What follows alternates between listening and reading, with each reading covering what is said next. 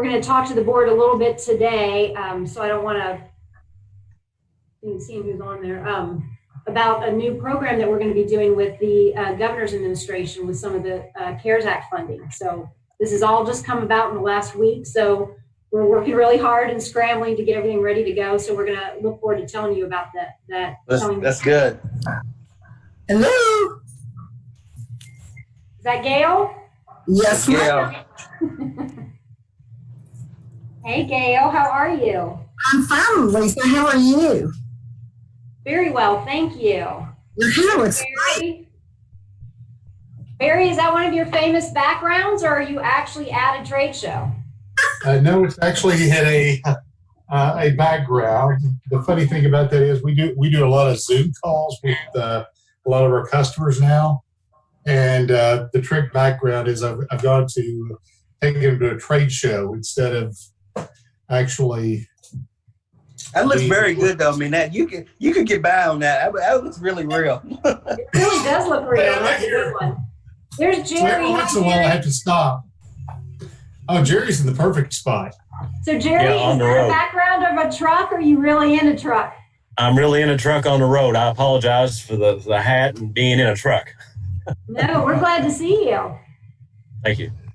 No, William, every once in a while, I'm just going to have to pause and meet one of my customers that come by here. Somebody's going to come up to your booth, huh? So, well, unfortunately, in the last 6 months, nobody has. So that's been a small problem. Gail, you're going to turn your video on so we can see you, or are you going incognito today? I'm really not incognito. I will turn it on. And there's Tammy. Hi, Tammy. You've been on for a while. I just am seeing your picture now, though. Yeah. I just want to make sure I could connect. You know, it's you've got to give yourself time to come up with some other options here if it doesn't work. No doubt about that. See everybody. I swear I know him. My nightgown's still on. Look how dressed up you are. I think you dressed up for the board meeting, Gail. Or do you just sit around the house? I come to work every day with a coat and tie on. Al are dressed up too. That's good, Jim. That's a background for Statler. Don't believe that. Oh, something's wrong with that. Yeah, he's really in the hot tub on his back porch, I think. Yeah. I'll stick to the tie. I'll stick to the coat and tie there then. Here, let me put my mask on. I'll put my mask on. It'll even get better. You don't have to look at me. Hi, Phil. Hello, everybody. Good to see you. We're joking because Barry's background looks so real. We thought he really was at a trade show. So then we had to ask Jerry if he really was in a truck or if he just had a background that made it look that way. So I guess, are you really in an office, or are you just looking official? I'm really in an office. How you doing, Phil? I'm doing well, thank you. And you? Good. Everything's good. Good. I just went to San Francisco. Oh, Hey. You're teleporting, huh? Look at that. There's Susan. Hi, Susan. Hi, Lisa. How are Hi, you? George. Hi, how are you today? So good to get to see you all. All right, well, it's 2 o'clock. Do we have everybody that's going to be here? Yeah, Is Jeremy on the phone? Tracy? We do have a quorum for sure, yes.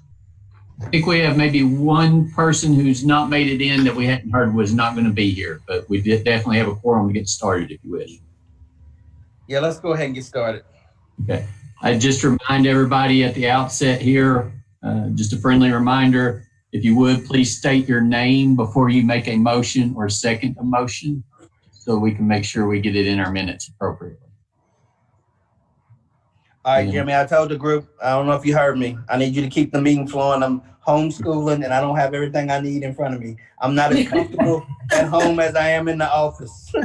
Okay. So are you giving me permission to call the meeting to order?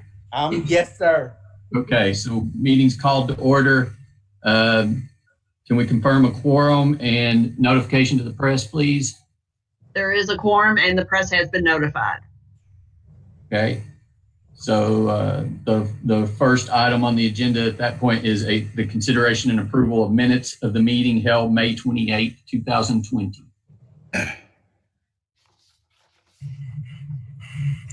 Phil Moffitt, I move. I make the motion. Tammy Weidinger, second. Thank you. Any other discussion? All in favor? Aye. Aye. Any opposed? All right, the motion carries. Thank you. Keep us going, Jeremy. That puts Tracy on the podium here. All right, thank you. Good afternoon, members of the board. We got a handful of bond resolutions for you this afternoon. First is the board agenda item number 3, which starts on page 7 of your board packet. It's an inducement resolution for the Alcove at Russell.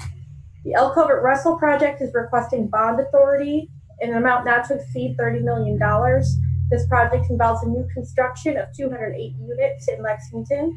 The project will serve 208 households at or below 80% AMI. As the financing progresses for this project, it will be brought back to the board to authorize the issuance and sale of the bonds through a separate resolution. The development team is listed on your board agenda item, and staff recommends approval. Okay, any questions for Tracy? If not, was there a motion? Jerry Yates, I'll make the motion. Thank you.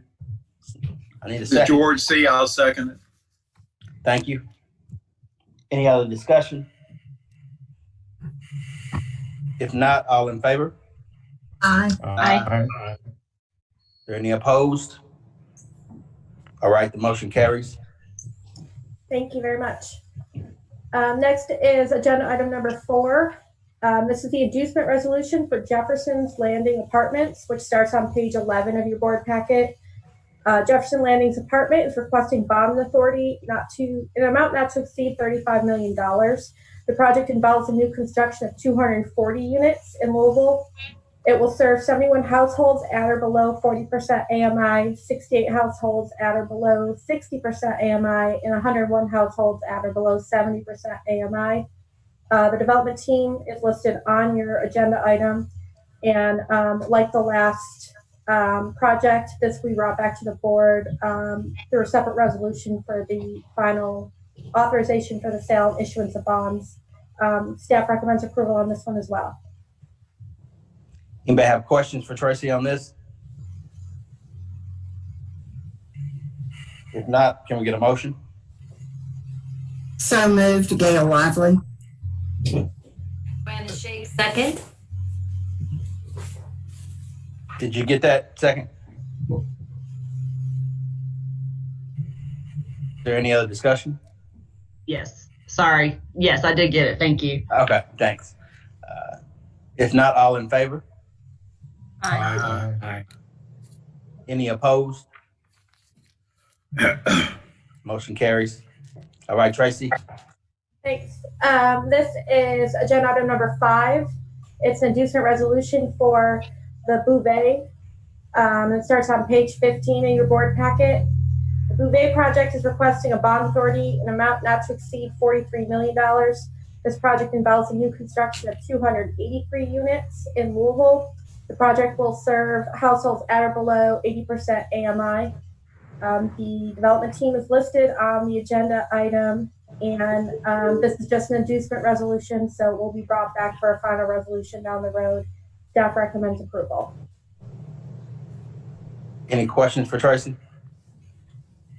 Tracy, is it unusual at all for the owners to not be named at this point? So essentially, a inducement resolution will allow them to start accruing expenses to charge against the project that the tax exempt bonds will be used for. So this is a very preliminary project. So it's not unusual. It will be formed before they get to closing. Okay, thank you. Any other questions? If not, is there a motion? This is Phil Moffitt. I'll make the motion. Susan Thank you. Reber, I'll second. Thank Thanks, you. Susan. This is Winston Miller. I've just joined the meeting. I've had technical. Welcome, Winston. I understand the technical difficulties. Okay. Any other discussion? If not, all in favor? Aye. Aye. Aye. Is there any opposed? Tracy, the motion carries. Thank you. Next is board agenda item number 6. It is the final resolution for Dunrail Run Apartments. It starts on page 19 of your packet. Dunrail Run Apartments received an inducement resolution on August 29, 2019. It's for a bond authority in amount not to exceed $48 million. The project involves the new construction of 312 units. Those units, 164 of those units will serve 40% AMI or below. 148 units will serve 80% AMI or below. This project is also located in Louisville. The development team members are listed, and staff recommends approval for the final resolution for the issuance of bonds for Dunrail Run Apartments. Anybody have any questions for Tracy on this? If not, is there a motion for approval? This is George C. I'll move that we approve it. Thank you. Second the motion, Jerry Yates. Any other discussion? If not, all in favor? Aye. Aye. Is there any opposed? Motion carries. Thank you, Tracy. All right, thanks. This is the last one for me. Agenda item number 7. It's the final resolution for New Hope Properties portfolio. It starts on page 27. New Hope Properties portfolio received an inducement resolution on May 28, 2020.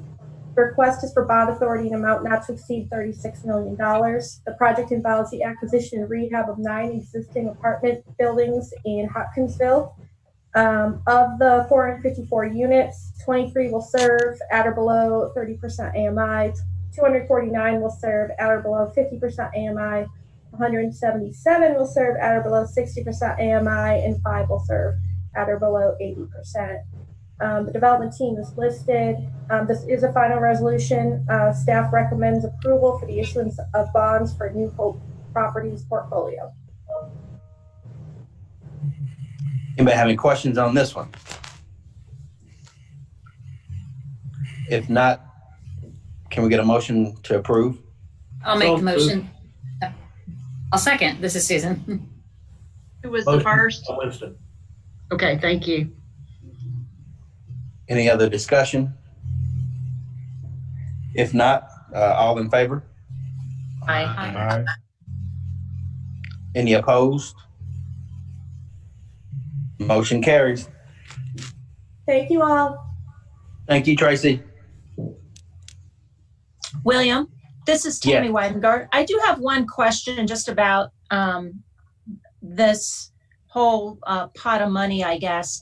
Have we ever looked at like where geographically these deals are done in the state of Kentucky? We ever like analyze that to see where most of them are happening, or are there certain areas that are not taking advantage of these opportunities? I know that we have, and we really look a lot rural, urban, and I know that we have the data of where we have done these. Lisa, you want to kind of speak to that? I was going to say maybe Jeremy could too, but a lot of it, there are only certain locations in our state where these larger 4% deals can financially work. Jeremy, I don't know if you want to speak to that a little bit. I don't mean to. Yeah, I can. So the bond deals, there's a real economies of scale to those deals. There are much more complex transactions that involve lots of attorneys who like to charge lots of money. And so because of that, there's an economies of scale to them. They really need a lot of units to create enough cash flow to cover all of those costs and to spread those costs across. So generally speaking, they need at least around 100 units in a deal.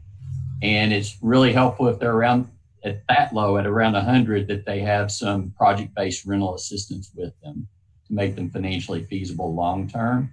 So primarily, these deals are in sort of the Lexington, Louisville, and maybe some in Northern Kentucky area. However, we have done several of these transactions that have been used to rehabilitate properties in rural areas, largely RD financed properties.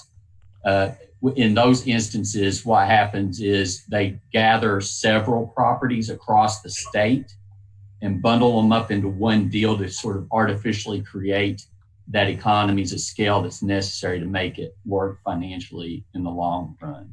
So an example of that transaction was we did a large bond deal several years ago that we referred to as the Winterwood portfolio transaction. That deal, I believe when it started, included 16 different properties that were RD financed properties.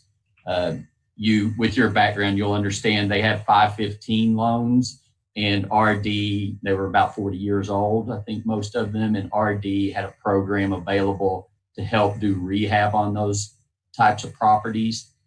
And so those were all going to go through that. By combining those 16 properties, they created the economies of scale they needed, even though it's geographically dispersed, to make it more financially feasible. And along with that, RD comes with project-based rental assistance on those particular properties. When it came out the other side of that transaction, those 16 properties, 4 of them had combined into 2 properties. And so the other side, it was 14 total properties in that transaction. Well, Jeremy, like I said, before, Hopkinsville, Western Kentucky, we did Central Kentucky, and we do some in Louisville and Eastern. Now, not as many in Eastern. I mean, I know we have done these in all parts, but I mean, like I said, the majority of them may be more in a certain area, but we do try to do those throughout the whole Commonwealth footprint. Okay. Absolutely. And usually most years, I think there's maybe 1 or 2 years that we have not done this, primarily because the funding just wasn't available in those years. But in most years, we have offered the TEB NOFA, or tax exempt bond NOFA, where we made home and AHTF and NHTF available to help finance those projects. And when we do that, we create incentive in there to make those portfolios so that we can reach into those rural areas of the state with that type of financing. Along with that, we have historically had just an open application for anyone who just wanted to do a financing transaction without those other resources, and they could come in at any point and ask for that resource. And in those, it's really difficult to make those work in the rural areas because they don't have that gap financing income. And so those are primarily going to be Lexington and Louisville. What causes that echo? That's me. Could you understand what I was saying? Yeah, Okay. I hear you. Okay. Sorry. Thank you. Okay. No, I got it. Thank you. Because we do have to make sure we're trying to, like I said, go throughout the state. So I appreciate that. If I could add, this touches on, William pointed out, we just did one of these in Hopkinsville not too long ago. And that was a public housing authority that is going through this conversion. HUD's calling it RAD.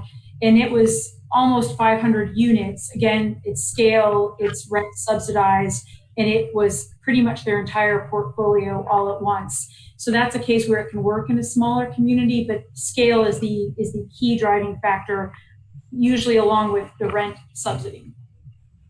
That's actually the New Hope transaction that you just approved the final resolution for. Oh, very good.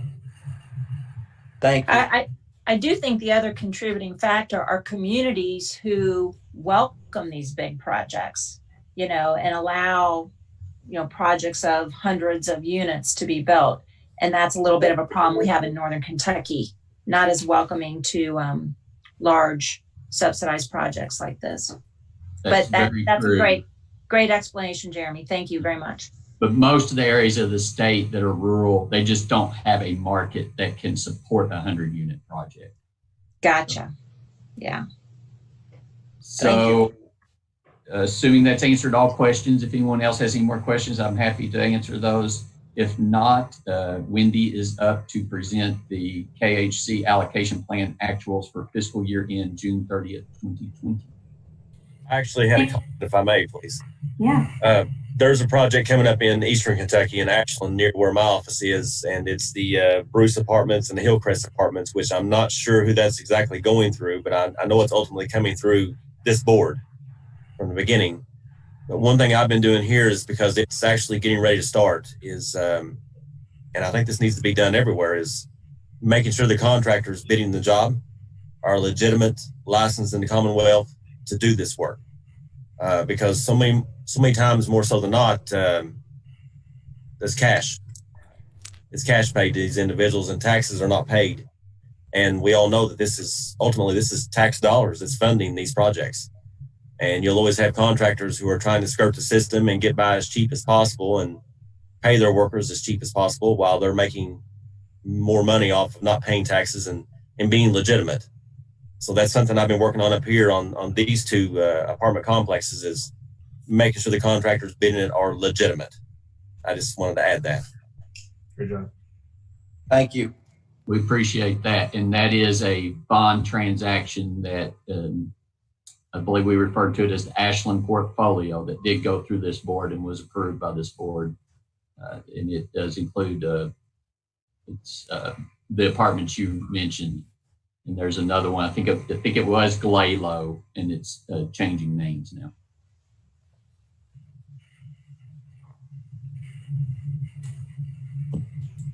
So Wendy. So are you driving the PowerPoint, Jeremy? Can you collapse the kind of toolbar to the right? Just click that little arrow down it's kind of in the middle of the screen. There's an arrow pointing to the right. Yeah, thanks. So good afternoon, everyone. I am here just to give you an update on kind of as we've closed fiscal year 2020 with our programs, kind of what our impact was, where the dollars went. In a little bit, Jim Statler is going to share with you the fiscal year end numbers for our internal costs and revenue and operations. Again, this allocation plan with the actuals in the blue columns is focused on the dollars that we allocate and invest across the state. So these dollars are less about how KHC is operating, but our impact and where our funding and impacts happened across the state. So this is really just an update to let you all know how we did compared to our projection at the, well, really even before 2020 fiscal year began. So again, focusing overall on those blue columns under FY 2020, just to give you a sense, and I'm just going to focus on this page. There are 2 additional schedules that give you more detail. I'm happy to answer questions on those, but I'll just focus on this one for today's meeting. And I just have a few things to share with you. One is, if you look at the first set of impacts under single family lending, you can see that we outpaced our projection for how many homeowners, home buyers we would serve with our lending by a little over 500. So that's a success for us, and we allocated or invested even more in single family mortgages than we had projected to. So similar to that, a lot of the other numbers in here did better than projected. One exception to that is with our buyers receiving down payment assistance, we're just a little bit below. I'm sorry, I'm mixing those up. No, we outpaced that as well. The next one, which is homeowners that we helped to prevent foreclosures, that number is very low, the 133, because we wound that program down. And what I can tell you, however, is because we still had, this was a program started with the last recession that happened after 2008 to help people cover their mortgage costs for a brief period of time when they've lost income or lost employment altogether. We were planning to shut that program down and be done with it, even though we had some funds remaining. But after COVID-19 hit, we've been allowed to kind of revive it, and we're going to use those funds until they're exhausted to assist homeowners who've been affected during the pandemic. So we would expect those numbers to go back up for FY21. So if you know someone who's having a hard time paying their mortgage, have them contact us. When the dollars are gone, they're gone, but we want to help folks. In addition, we outpaced our numbers on homeowner counseling. That's us helping folks either get ready to buy a home or maintain their ability to keep their home after they own it. In the next band, homeownership production, this is the repair, rehab, or construction of homes for new home buyers. This number is far lower than what we had projected. And there are a couple of reasons for that. The main reason is COVID-19. Because some of the work that happens in this category is the repair of homes for existing homeowners, we asked a lot of our partners to stop doing that work when the pandemic hit. Some have resumed with really clear protocols in place, but really we just hit a giant pause on a lot of the work that happened in this area. And that's why that number is just far lower than before. The next category, which is multifamily production, that's Tracy's area. You can see we funded or financed almost 3,000 units this past fiscal year, far, far outpacing the number we anticipated. That is largely due to the fact that we have grown our bond financing such that it is producing funding and financing way more units than we used to with those dollars. So we've really made the pie bigger and are producing more units in multifamily. The next band is rental assistance, and this involves our Section 8 voucher program, our project-based Section 8 contract administration, and a small tenant-based rental assistance program that we run. And that we served 27,000 households. So that's more than 27,000 people. I want to make sure you all know that. And that's just slightly under. That's always a little bit of a guess. Some of this has to do with we are spending more rent assistance on our existing households because many have lost income during COVID-19. A lot of those tenants have to pay some portion of their rent. If they've lost income, we have to pay more through the program. And so that's what that number is reflecting. The next band is our homeless and special needs programs. And as you can see for FY 2020, we served around 7,100 individuals with shelter or some other homelessness solution. That's under our target, but that's always a hard number to get a perfect estimate at. I don't feel bad about that number. And then our number for housing for persons with AIDS is also down. Part of that is because we are serving folks with longer term, more permanent solutions. So the amount of assistance per household is going up to keep them permanently housed for a longer period of time. The last category in this is our energy efficiency and weatherization. This involves us going out to the homes of existing homeowners and doing energy efficiency and weatherization improvements to lower their energy bills. And we are slightly under our target on this. Again, COVID-19 led us to pause some of this work because it involves going into occupied units. So our numbers aren't as down as I might even have expected due to COVID-19, but they were significantly impacted. We now, for most programs, have some protocols in place for how they can safely resume work. We are not forcing any of our partners to resume work on occupied units if they don't feel like it's safe. And wherever we can, we're going to grant them extensions to utilize their dollars, hopefully when it's a safer time to do so, if they don't feel like it's okay in their county to get going. So all told, we're looking at almost $1 billion of investment.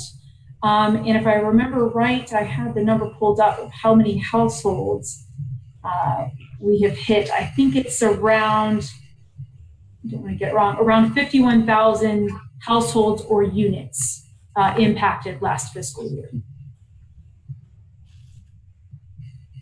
and I'm happy to answer any questions. I won't bother with the detail on the next two schedules unless you all have specific questions.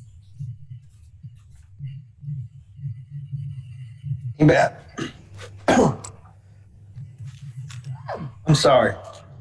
Anybody have any specific questions for Wendy? I would just say congratulations. It sounds like in spite of COVID, we were able to get quite a bit done. Mm-hmm. We have done a lot of workarounds, a lot of interim policies. We can't, while we weren't doing inspections of occupied units like for Section 8, we created a landlord self-certification. It's not perfect, but it's something to get us through. So we did a lot of just trying to figure out how to keep things going with the new abnormal. It's great. This has been really good. I want everybody to know, man, if we don't ask Wendy any more questions, she's going to stop talking. I think Jim Statler's going to start, so we may want Wendy to keep talking.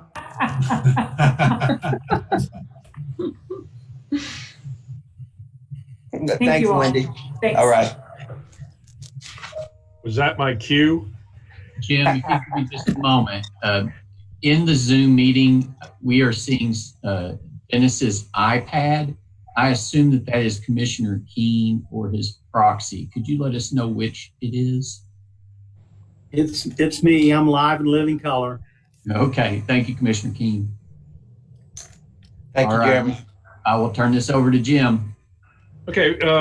Go to the first chart there, Jeremy, but I'm going to read a couple things out of our audit report first. I will turn this over to Jim. At the beginning, the audit report's pretty much done, but right at the beginning, we actually write out a few financial highlights. This is the fiscal year report that we give to the board. You'll see the audited copy of it. The Finance Committee will at the end of September, and then the full board at the end of October. But some of the highlights of the year are that the company-wide net position increased $37.4 million, resulting from an increase in net position attributable to our business type activities of $38.9 million, and a small decrease from the governmental activities that we do. I'm going to go into some more detail on this, but the $38.9 million in the business type activities is by far the most the corporation's ever actually profited, made money doing all the stuff that Wendy just described, and servicing loans, et cetera, and that we were still able to book a fairly sizable profit. And I'll go into some of the details on how we did that. The corporation's single-family loan portfolio increased by $133 million. And so we produced $540 million in loans, and we only survived the year with 133 addition in the portfolio. So we've obviously had a lot of payoffs, and I'll touch just slightly on that as well. Now that increase is in two different places. The service for others increased by $253 million, and the loan serviced in the bond portfolio decreased by $117 million. And so it continues the trend. We've been doing this for 8 or 9 years, pretty much since I've been CFO, that we produce loans and sell them into the secondary market for a couple of different reasons. And we're letting the bond indenture shrink to a fairly small amount now. In fact, it's down to 200 some million, and we paid off another $23 million of bonds yesterday. And so that is all part of the plan. It is shifting the profits and cash flows out of the indenture and into the operating funds, primarily because of the big pension issue that is still on the horizon and still has to be paid. And so we're trying to generate as much cash and liquidity outside of the indenture as we possibly can. And it has served us well from an overall profitability standpoint, which I can touch on just a little bit as well. You've already seen that we've produced $534 million in single-family loan originations for the year, but significantly, we sold those loans for a $23 million profit. That's where we bundle all these loans up, put them into Ginnie Mae securities, and sell the securities. And the secondary markets, the big money center banks, the derivative builders, the CMO builders love Kentucky product, and they are willing to pay absolutely huge sums to get Kentucky product into their derivative structures. And so we're the beneficiary of that, and then we pass that on to our borrowers as well. And then one final thing is that we are still subject to the pension plan and all the accounting rules that have come with being subject to the pension plan. And this year's bottom line was actually benefited relative to last year's bottom line by a $7.5 million decrease in the recorded pension expense. Now, that's a lot of accounting gobbledygook. We are still paying in at 50 cents on the dollar as we have the past several years, but how it actually falls through onto the financial statements has actually given us a pretty good increase in bottom line by virtue of a decrease in the overall cost of the pension plan as recorded. And so those are some of the highlights. If we go to the first page that you see on your screen now, let's keep it on that first one, please, Jeremy. I've tried to put in a couple of navigation aids here so that I'm not trying. My pointer doesn't work on the virtual screens here. So if you look at the arrow for A, that illustrates that we again have decreased the overall total assets of the corporation from 948 million to 854 million. That is on balance sheet assets. It doesn't give any consideration to the service for others, which is an off balance sheet income generator, which is down at the bottom of the page. And so it's, again, consistent with our overall plan for the last several years is to take the servicing portfolio off balance sheet, still generates huge profits, but it's not on the balance sheet, and the profits end up in the operating funds. And that story is pretty consistent. If you go down 2 lines to the revenue bond line, it does not have an arrow on it. You can see that our outstanding bonds dropped from $416 million to $290 million. And so we're paying those bonds off. We take every available dollar in the indenture that is earning us next to nothing because that's where interest rates are. And we pay off the highest rate bonds that we're allowed to pay off and save interest. And I mentioned that yesterday we paid off $20 million in bonds. We paid those a little bit early, and paying them off early will save us $58,000 a month for the last 4 months of this fiscal year or calendar year. So the money management in the indenture, it does cause the bonds to go down, but at the same time, it's generating a nice decrease in our overall interest expense.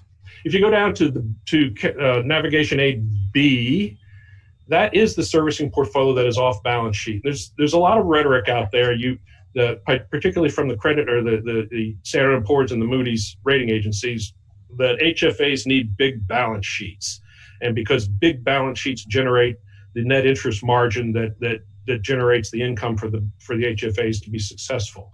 Well, the interest margin is nothing more than a glorified servicing fee. And so you can earn a servicing fee with having a bunch of loans and bonds on your books, or you can do it by servicing loans and keeping that servicing generation, that income generator, off the books. And we get better execution by selling our loans into Ginnie Mae pools, cashing out a lot of the upfront costs of generating the loans, and then living off of the servicing fee going forward. And so you can see that we grew from $2.2 billion, to $2.4 billion for the year. Now, critical to the profitability of that servicing portfolio is the servicing fee that we earn on that portfolio.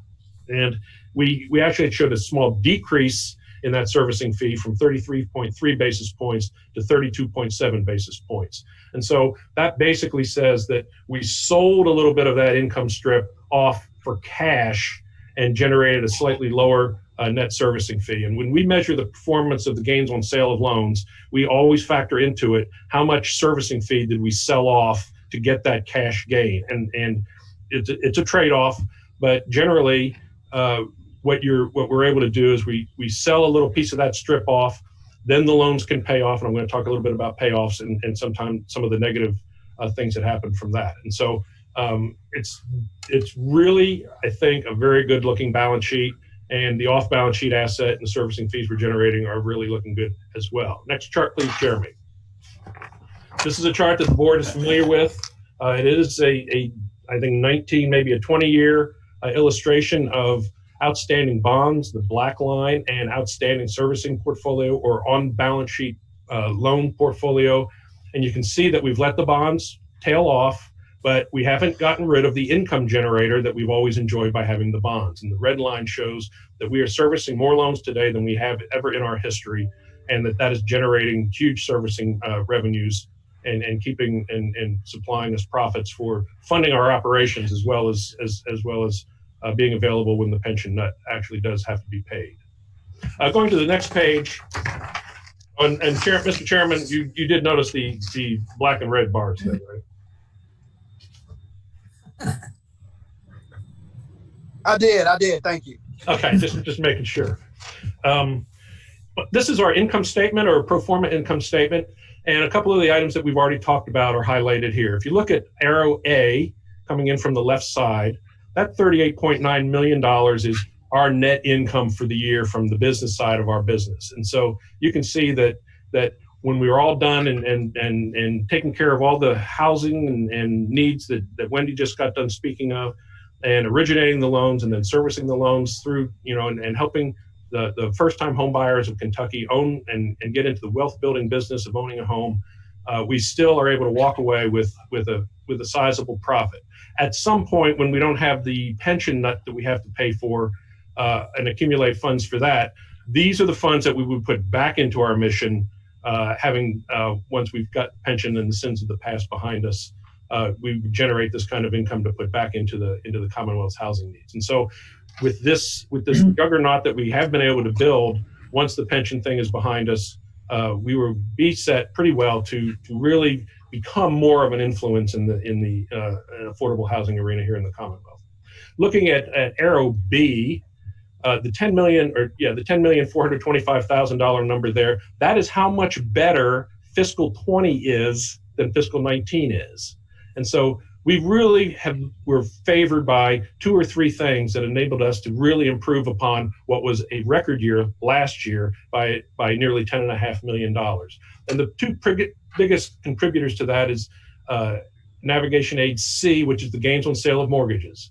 We sold fewer mortgages this year than we did last year, and yet made $6.2 million more selling them. And I've told this board before, and I've told the finance committee of the board before, that it escapes me how the pricing, how some of these folks are able to pay what they pay for our loans. And we sold 4% Ginnie Mae's last month, and they paid us $113 for them. So that's a 13-point premium over the face amount of those loans, which is just huge. Now, granted, the yield potential, the yield appetite out there is practically zero with rates being where they are, but still, it's just unbelievable pricing. And rates being what they are now, we're not going to be able to issue any 4% securities. They'll be issuing 3.5s and 3s. But at the same time, we're getting a lot of first-time home buyers coming through here.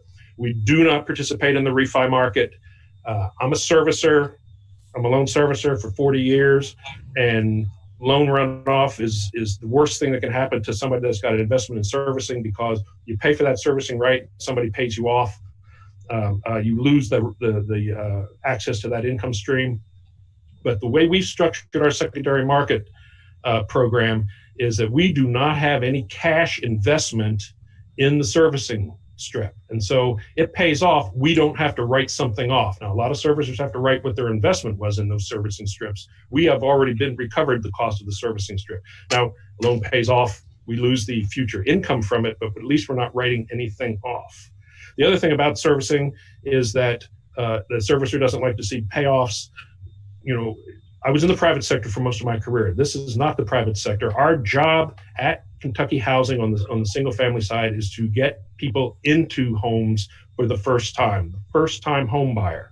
When I have a first time home buyer borrower pay me off, that is an indication of the success of our program. We got somebody into a home, and they were able now to either have the financial wherewithal to refi at a better rate or sell their home and thereby move up in the wealth building food chain of home ownership. And so I'm not upset like I would be in the private sector with seeing these borrowers paying the loans off, because that is an indication that what we did was successful. We got them started on the wealth building of home ownership, and they're continuing and showing and being able to demonstrate the ability to move up. Going to arrow D, you'll see the general administrative expenses dropped by $4 million. I previously discussed that the pension costs went down by $7.5 million. That was offset by a $2 million COVID provision that's in this year's financial statements. I think I discussed at the May meeting that we put $1 million in at the March quarter end, and we put another $1 million in an allowance for potential COVID losses in the last quarter. And so the overall bottom line would be $2 million higher if we did not make those COVID provisions. Those are provisions for loss-like costs that are in our mortgage portfolio, and we'll talk about that just briefly in just a minute. Next chart, please. This is an illustration of the year-to-year profits of the corporation since 2002, and you can see how everything is pretty much mushroomed in the last few years. And it's broken down on the right side of the chart into dark green and light green. The dark green is the income from operations, and the light green are the secondary marketing gains that we're getting when we sell the loans into the secondary market. So you can see that prior to 2013, when all of our loans went into bonds, we earned through operations the net interest spread in the indenture. We obviously fell on some tough times there in 2009 through 2012 during the Great Recession, and booked losses. And then since then, we've really taken advantage of what the market's given us and some of the opportunities that we've found out there to really generate some operating profits, and then also the cash gains on the sale of the loans. And then the next chart is the cumulative result of each of those. And you can see that at the end of 2020, in the last 18 years, we've actually made close to $174 million as a corporation. And you can see what the relative components of secondary marketing gains are versus and on top of the ongoing profits from operations. And so bigger is better. It just doesn't have to be on the balance sheet. And I think that the proof's in the pudding here over the last several years here at Kentucky Housing. Next chart, please, Jeremy.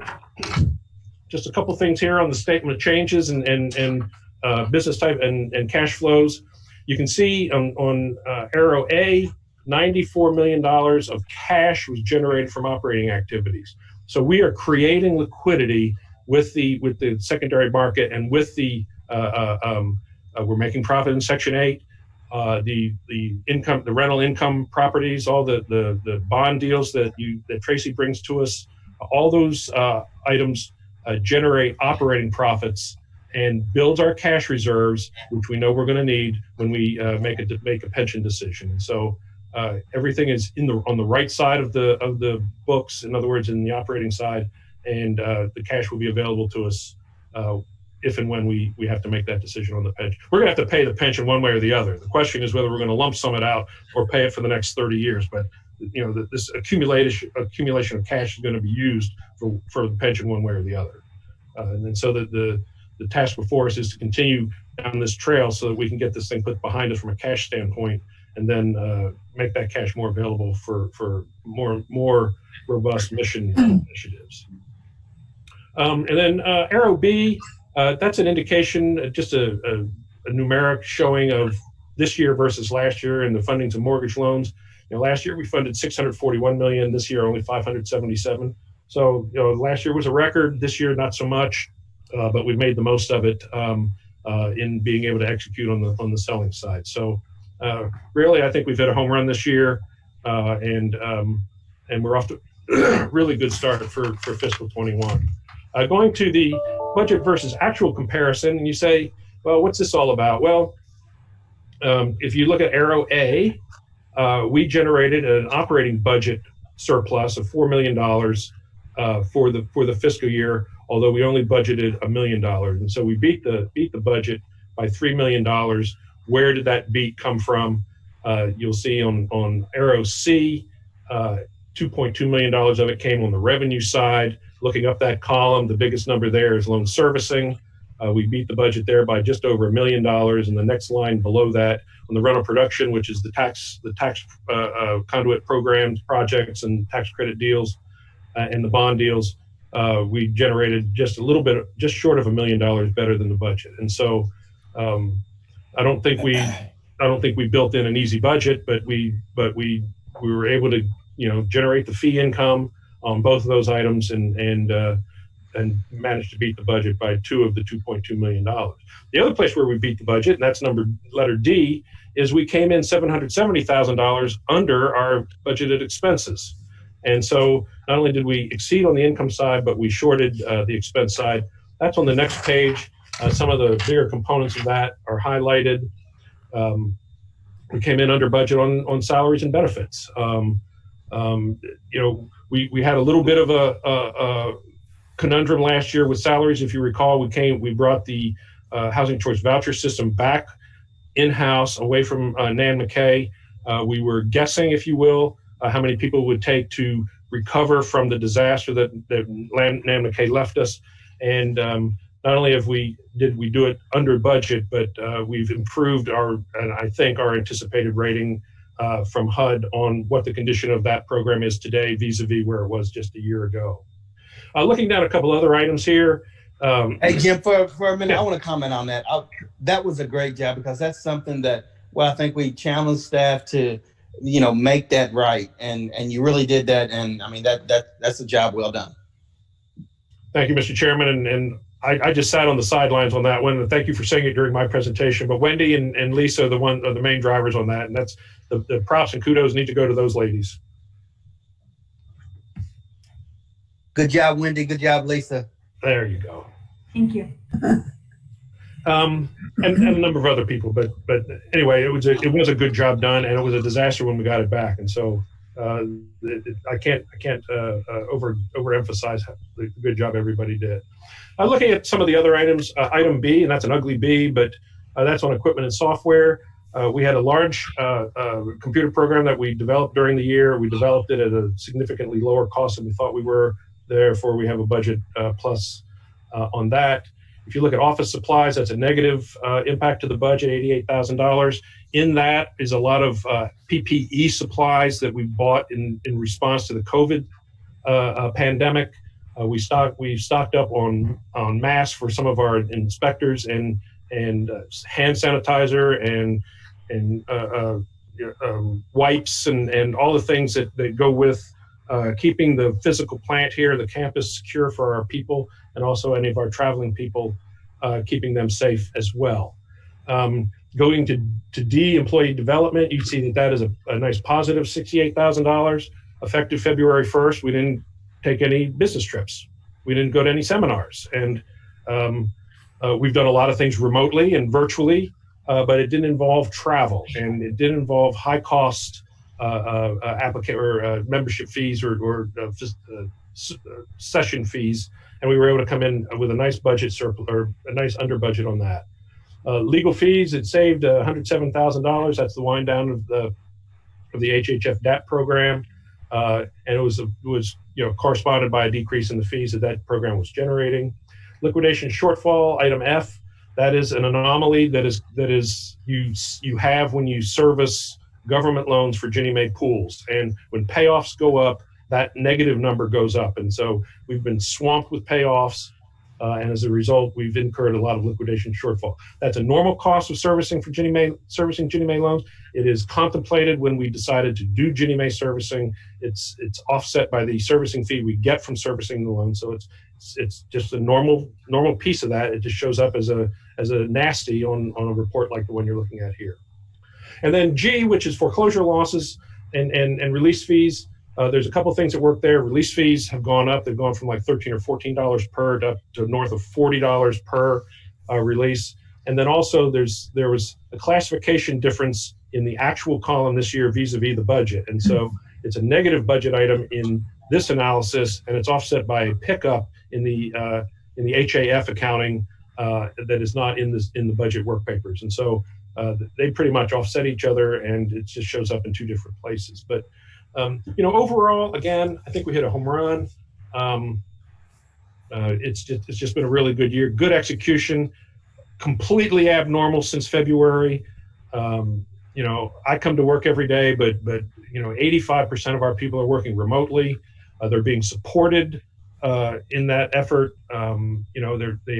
There are different hardships in different places. Kids are home, non-traditional instruction's going on. Breadwinners are having to work with their kids during the day and work from 7 to midnight at night to try to get some of the work done here. I mean, it's everybody's just manning the boats and somehow we're getting it all done and doing it reasonably successfully. And so I congratulate us all. And if you'd have told me a year ago we'd be doing board meetings virtually and that, I'd say no way. We wouldn't, and yet here we are doing it. And so, everything is looking reasonably good for fiscal 20 or for fiscal 20 and headed into 21 here. So let's stay the course and keep pressing, difficult as it is. If you go down to the next schedule, and I'm going to talk a little bit about COVID, a little bit about the impact of COVID. This is a chart that we've had since I got here. Hey, Jim, before you get into that, I just want Yes. to reiterate what you said. I mean, at the end of the day, we are in uncharted water and very uncertain times, but the financial performance of the corporation, really has been very solid. And I think it positions us to be able to hopefully just handle anything that may come. We're still preparing for the pension payment and just all the rest of the uncertainty that's out there. But as a board, we can be very proud of Lisa and the whole team because, like I said, that we're still performing at a very high level. We are, and thank you, William. This chart is one, as I was saying, is one that we've prepared. We keep it internally just so we can remind ourselves where we were and where we are. And you always want this chart to go down left to right. And for 80% of the time, that did on a net basis go down from left to right. And you can see right there at the very far right, I'm going to talk to each one of these. The blue section are the 30-day delinquent loans. The red section are the 60-day only loans. The green are the 90-plus day delinquent loans, and the purple are the loans that are in foreclosure.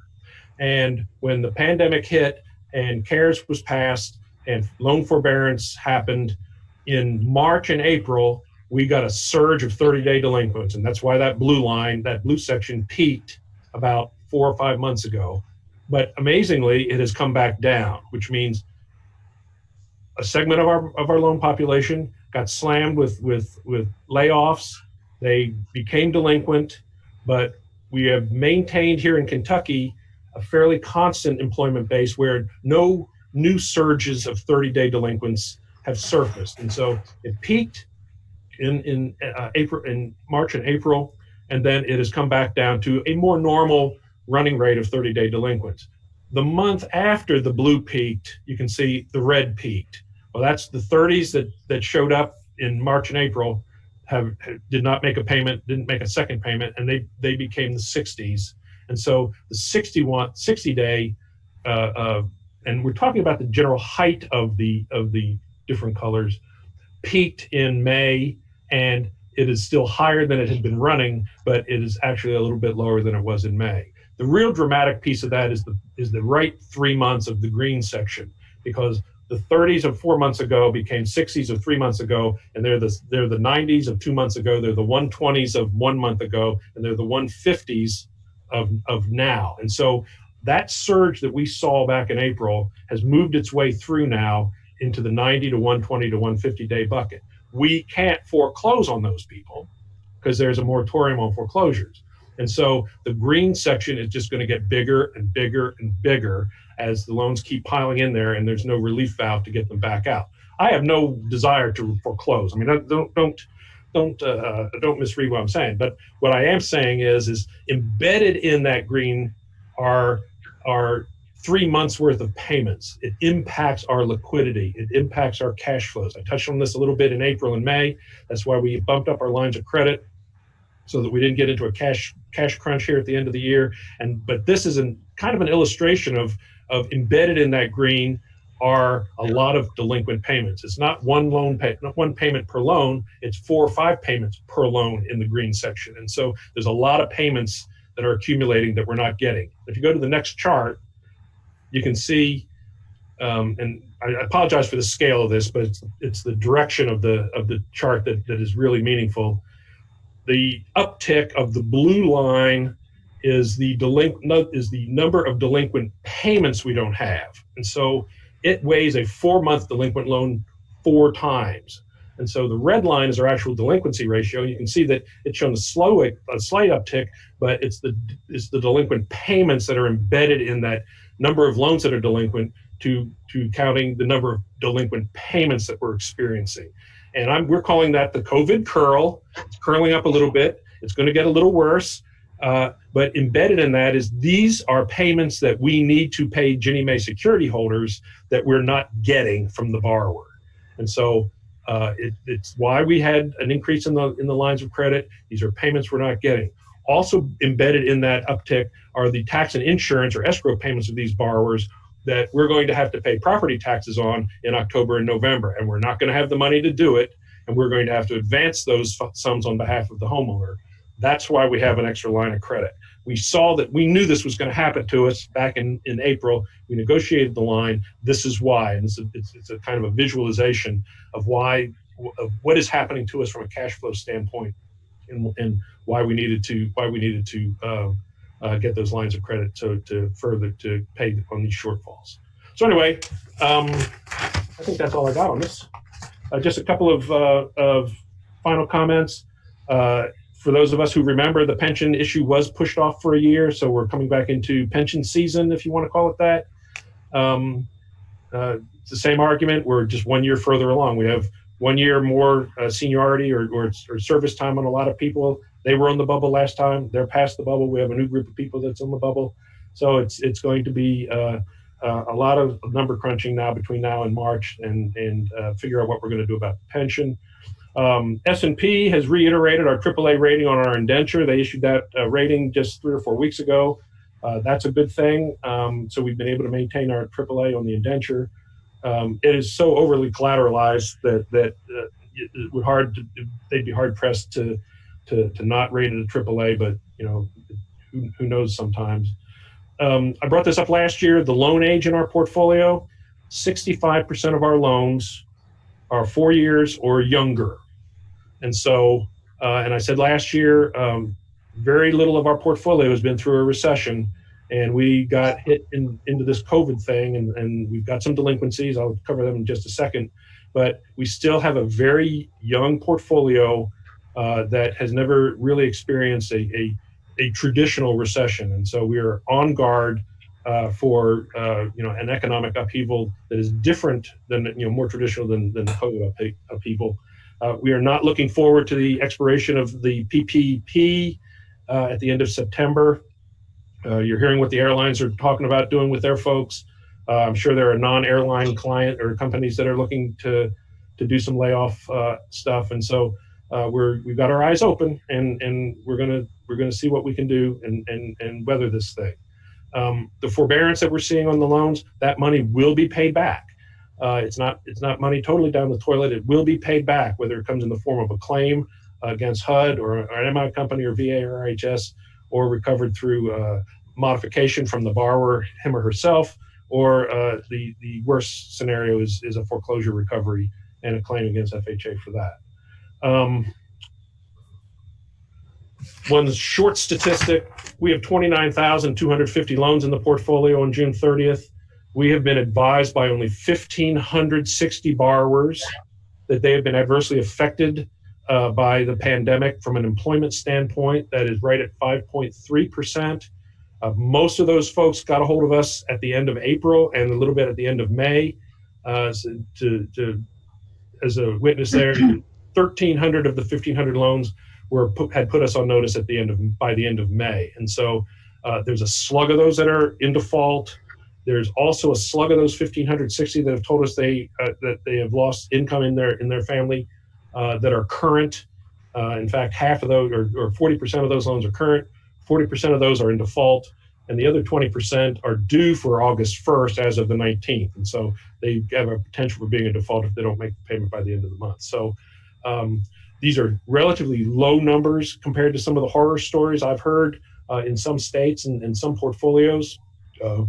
I think we have a good set of borrowers. We have good Kentucky ways of doing things and honest people, and they're doing everything they can to keep the loans current and keep their houses. And so they're taking advantage of things that are available if they need it. At the same time, if they have the money, they're making the payments on their loans. So we're very thankful for that.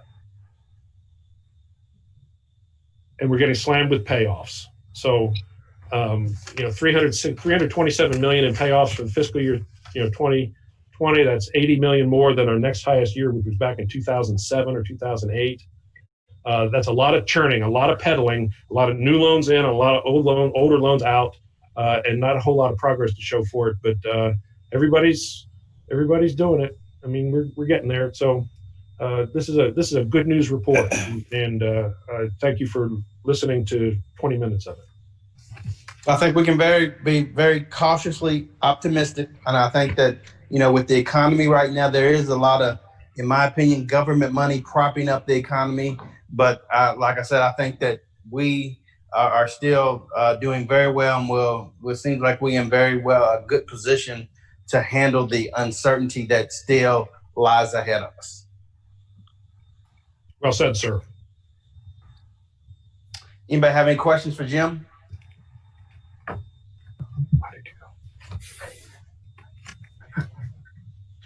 All right, Jeremy, where are we going? What's next? It's still me. I'm sorry, Mr. Chairman, but this is a bunny. We need to change the authorized signers to do business with Ginnie Mae. Mr. Van Meter is no longer a controller, and he's been replaced by a young lady named Christina Keys. And so we have to fill out a new form. The exhibit was circulated, I think, in the mail out last week. Amazingly, with nobody here, we got 6 original signatures on one piece of paper in the last 5 days. And so, anyway, what we do need from the board is the approval of a resolution authorizing the 6 individuals on this form to execute documents so that we can continue to participate in the Ginnie Mae program, which is, the results of it gives us the out for our loans and the profits on some of the loans. So management recommends approval of this list so that we can get the names changed to Ginnie Mae. All right. Is there a motion for approval? I so move, Winston. This is George. I'll second. Thank you. Any other discussion? If not, all in favor? Aye. Aye. Aye. Aye. Any opposed? Motion carries. Thank you. I'm still up, Mr. Chairman. This is resolution number 47, and I'd like to read this resolution. I'm not happy about having to read it, but I'm going to read it. It's too bad. This is a resolution recognizing Derek Van Meter for his service and leadership at Kentucky Housing Corporation and for his commitment to the cause of affordable housing in the Commonwealth of Kentucky. Whereas Derek Van Meter declared his intent to retire from public service on August 31, 2020.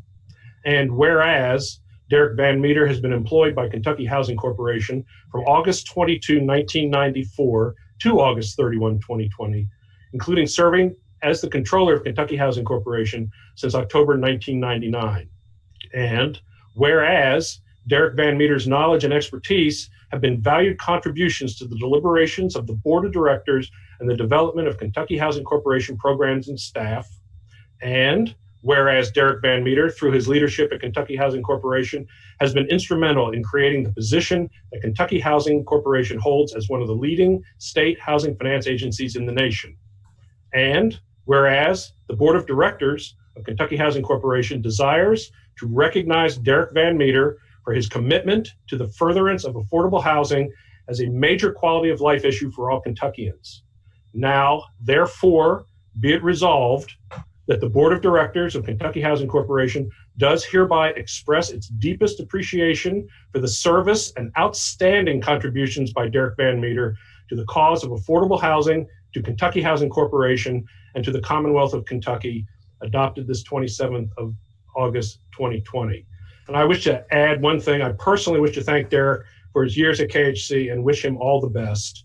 And with that said, management highly recommends adoption of this resolution number 47. Is there a motion to approve? This is Susan, I'll motion. This is Barry. I'll second. Any other discussion? If not, all in favor? Aye. Aye. Any opposed? And I want to echo what Derek, I mean, the service that you provided to Kentucky Housing over the years, it's just been greatly appreciated. And I mean, just all your efforts, it's really made the Commonwealth a better place to be. So just thank you and good luck in the future as well. Thank you, William. And I just wanted to add, I would like to thank you and executive management, Jim, Lisa, and the others present and in the past for a lot of flexibility. We've had a few little health setbacks here and there over the past few years, and I appreciate everything. And I've had a great staff, and KC has a great staff. Just keep letting them do the things that they can do. I just wanted to let you know, on the line here with me today are my wife, Amy, our son, Karsten, who just started his junior year at Lafayette yesterday, and we have a 23-year-old that just started working at Epic Systems in Wisconsin a few weeks ago, and unfortunately he's working and could not be on the call with us today, but appreciate it. And I just, one final jab here at Jim. Jim, I hope that someone can get you to do some high-tech graphics before you leave in a couple of years. It was high-tech for Jim. Thank you, Derek. Yeah, I said I have seen worse. So, but any jab at Jim is always welcomed. Thank you. Thank you, Derek. So much. Thanks. Thanks, Derek.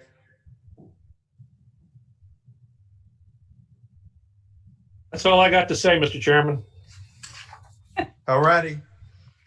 Okay, so that moves us to informational items. And if Lisa, if you'll bear with me just a moment, I've been derelict in introducing someone to the board.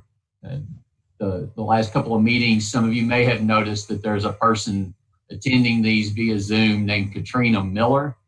Unfortunately, you haven't had an opportunity to have an in-person board meeting yet since Katrina's been with us, but many of you will recall that we had a gentleman named David Stark who was serving as Deputy General Counsel for several years. He did an outstanding job for us, but he got another opportunity someplace else and chose to resign here and take it. We are very fortunate to have been able to find Katrina. She comes with a wealth of experience, although being quite young, and has really been doing a great job for us. So I'd like to introduce Katrina Miller. She is now our Deputy General Counsel and has been since May. And I apologize for failing to introduce her before now. Hey, everybody. It's nice to meet you. Hello, welcome. Thanks. You got a good group of people to work with. I can tell I do already. All right, Lisa. Thank you, Mr. Chairman, for a few minutes. I've asked Wendy to give you all an update, but essentially we were contacted literally, it feels like yesterday, but about a week ago from the governor's office that they were going to delegate some of the corona relief funds to Kentucky Housing to assist with an eviction prevention program for the state. So I've asked Wendy, who's leading our efforts with that, to just give you a brief update, and we'll keep you updated as we move forward. Yes, thanks, Lisa. So this is really great news, also daunting. So if you have paid attention to Governor Beshear's press releases or his 4 o'clock briefings, you may have noted that earlier this week he announced an executive order calling for 30 days notice of evictions, as well as calling for the parties, tenant and landlord, to apply for what is being called the Healthy at Home Eviction Relief Fund. And so we just executed an MOA with the Finance Cabinet for $15 million of CARES Act coronavirus relief funds to come over to KHC. The governor's staff, the administration, will begin taking applications on September 8th. And then on the 21st, there will be a handoff of files and everything.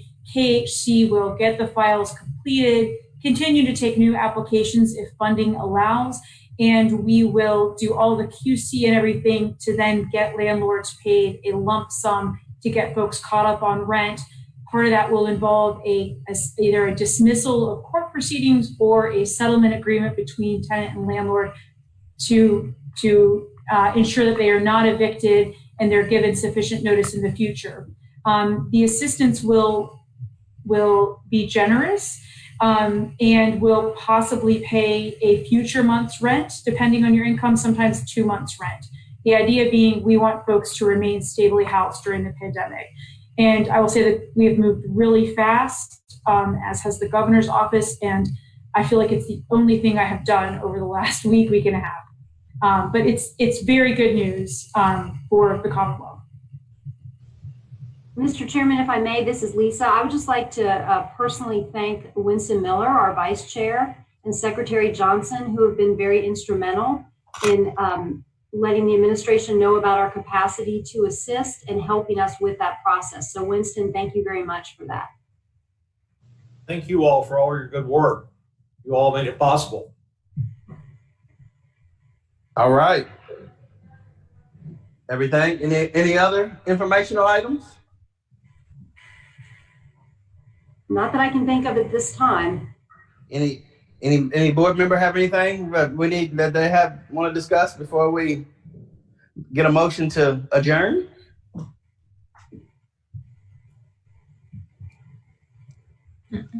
All right. Well, is there a motion to adjourn? So move. Second? Is there a second out there? Phil Moffitt with the second. Phil beat me to All it. right. Thank you, everybody. Okay, Thank you, guys. Thank you. Thank you, Stay Will. safe. Bye, everybody. Everyone, Bye. congratulations, Congrats, Derek. Derek.